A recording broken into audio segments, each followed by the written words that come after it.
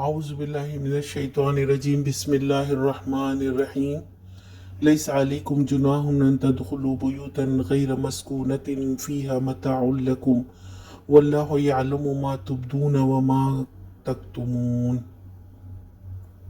البتہ تمہاری لسٹ میں کوئی مذائقہ نہیں ہے کہ ایسے گھروں میں داخل ہو جاؤ جو کسی کے رہنے کی جگہ نہ ہو اور جن میں تمہارے فائدے یا کام کی کوئی چیز نہ ہو۔ تم جو کچھ ظاہر کرتے ہو جو کچھ چھپاتے ہو سب کی اللہ کو خبر ہے۔ یعنی کوئی ایسی جگہ جو کسی کا گھر نہ ہو، جیسے کوئی اسکول، باغ، مدرسہ، بینک یا کوئی بھی ادارہ ہو، وہاں اجازت کی ضرورت نہیں ہے۔ ہاں، اس ادارے میں داخلے کی جو شرائط ہے اور جس چیز کی ممانعت ہے اس کی پابندی کے ساتھ وہاں داخل ہوا جائے۔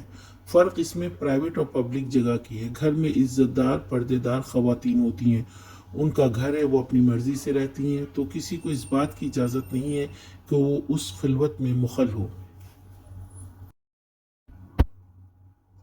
آج کا سوال، اجازت لے کر آنے میں کیا فائدہ ہے؟